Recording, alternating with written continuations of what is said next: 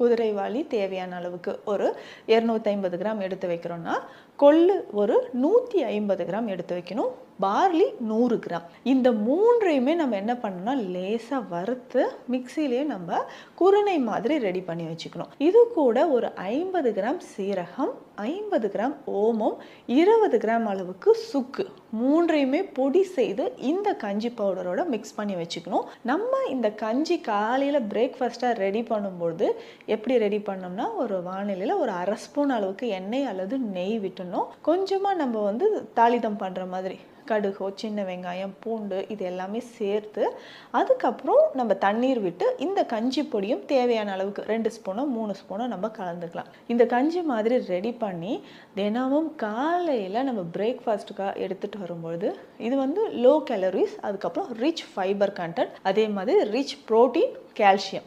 So இது எல்லா சத்துக்களும் நிறைந்திருக்கக்கூடிய ஒரு உணவு அப்படின்னு சொல்லலாம். Weight loss